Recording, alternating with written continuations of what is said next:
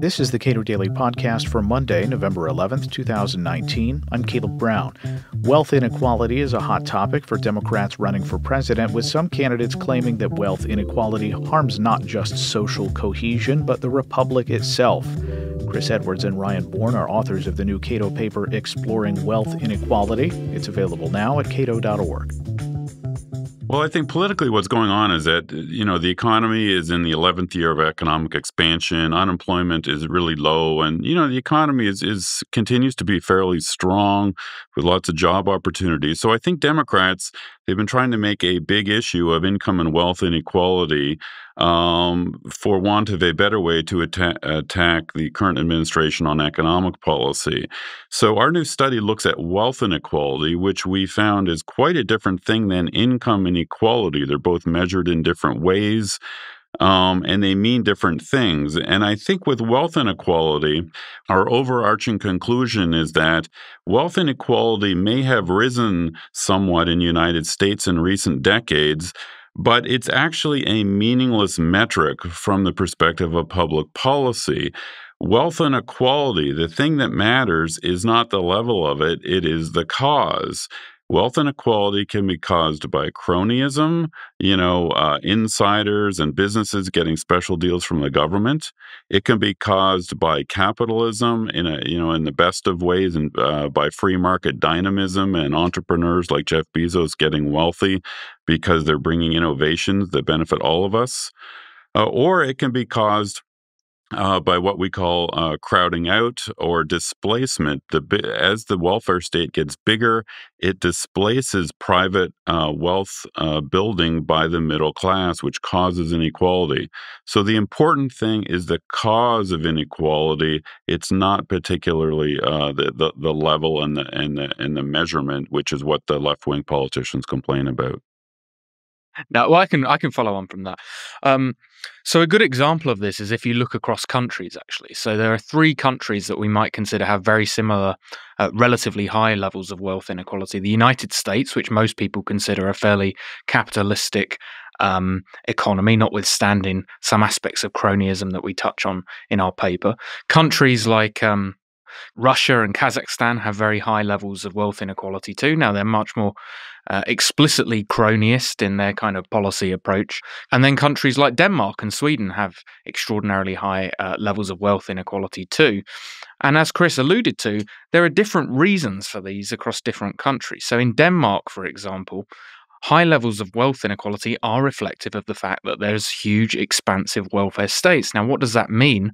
Well, if the government is providing generous income in retirement, generous healthcare, and the like, then funded through broad-based taxes quite often, then middle-class people not only have little incentive to save significant amounts to cover those eventualities, but also as a result of paying more in the way of social insurance taxes, have less money left over to save in the first place.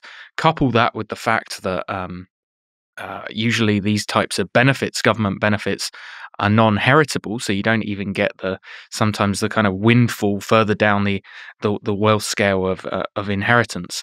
Combine all those factors together, and actually big government programs in many countries actually exacerbate measured private wealth inequality.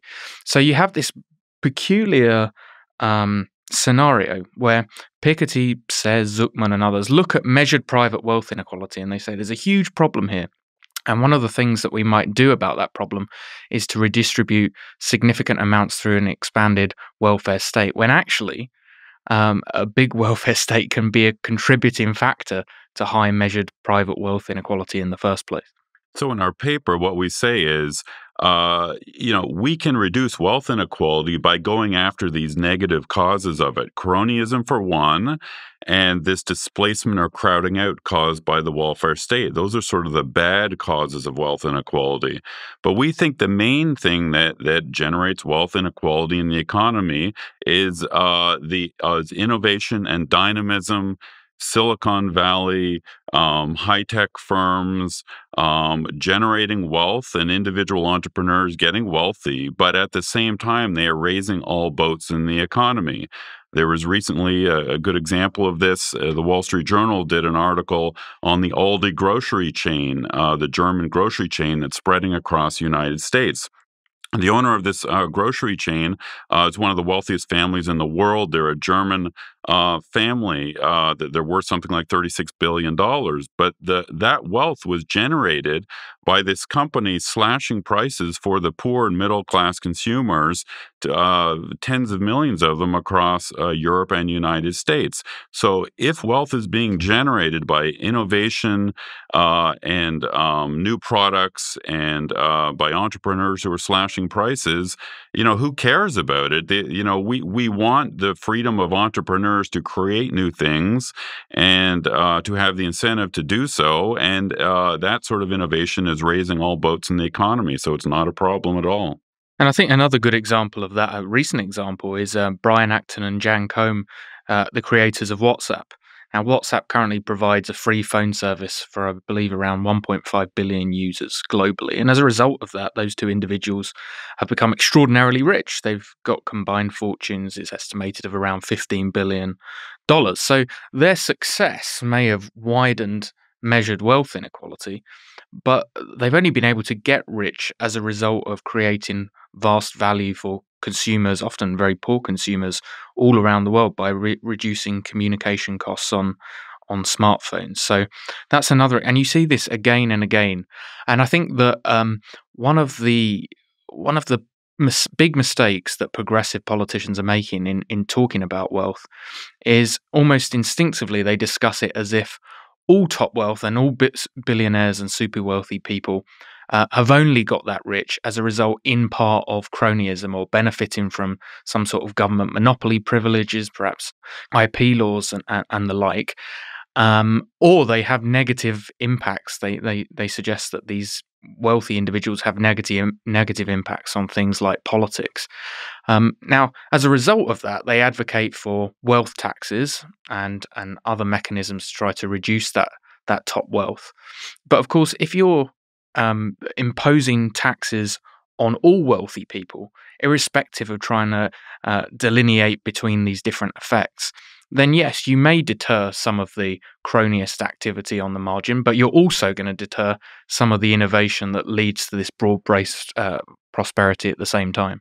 Yeah, another false narrative, I must say, you hear coming out of some of the left-wing politicians like Bernie Sanders and Elizabeth Warren, as well as columnists like Paul Krugman, is the idea that most of the individuals with top wealth in the United States have inherited wealth. They didn't deserve it. It's just inherited money. They just sit back and enjoy this bond interest flowing into their accounts.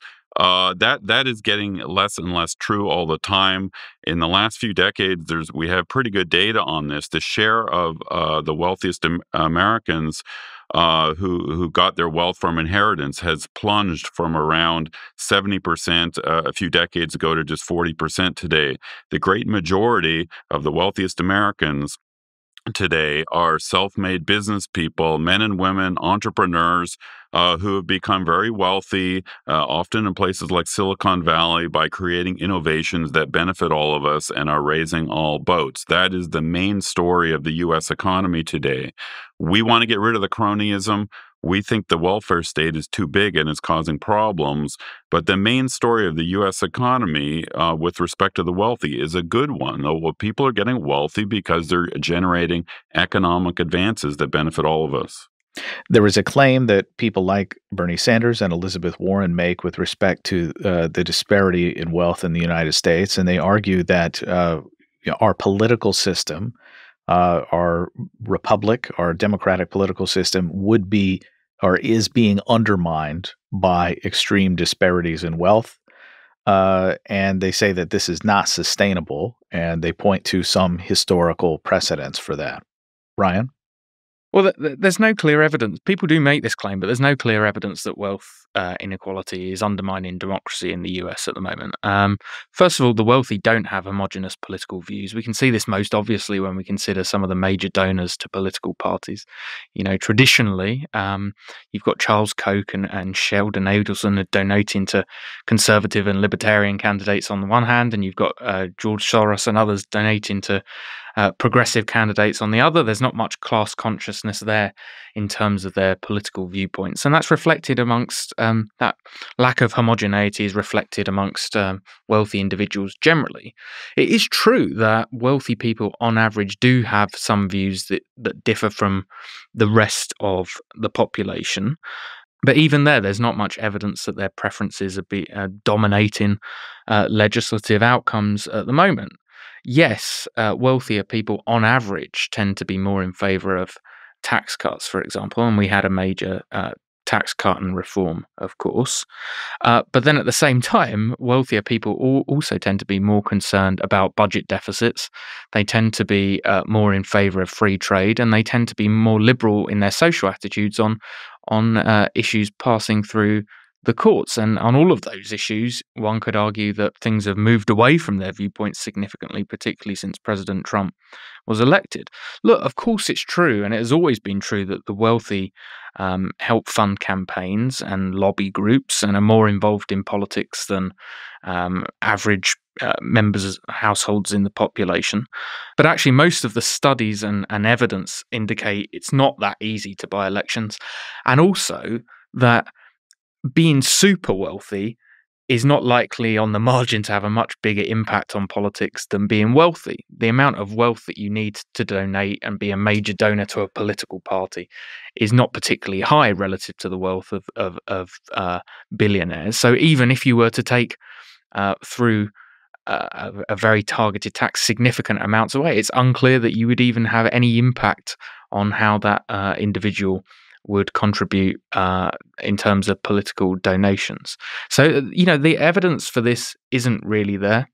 And actually, a kind of good point to end on this is that the American public doesn't think it's there either. A 2019 study and poll by Cato with YouGov found that 62% of Americans don't believe that billionaires are a threat to democracy. So far, at least, the American public is not buying into this viewpoint that the super wealthy are distorting politics to their own end. It remains to be seen how this will play out in the campaign, but that's something that we should be thankful for at the moment, I think. I think one of the things that's going on politically is that it's hard for the left to make an argument to the American people that billionaires are bad for the economy, because when people think of billionaires, they think of people like Bill Gates and Jeff Bezos, who've obviously added a lot to the economy, or Steve Jobs, and folks like that, wealthy entrepreneurs. So what the political left has done instead is they said, okay, it's hard to make an argument that billionaires are bad for the economy. We're going to make an argument that billionaires are bad for our political system. And in looking into the, reading up on the subject the last few months, I've been amazed at how many times the left has been making this argument that the billionaires are somehow undermining our democracy. But as Ryan summarized, the political science literature does not support their contentions that wealthy people have a distortive effect on political outcomes or legislative outcomes. It's really it's pretty interesting. So I think there's a bit of a false narrative going on here with the left's arguments about the effect of billionaires on politics. Ryan Bourne and Chris Edwards are authors of the new Cato paper, Exploring Wealth Inequality, available at cato.org. Subscribe to the Cato Daily Podcast wherever you please, and follow us on Twitter @CatoPodcast.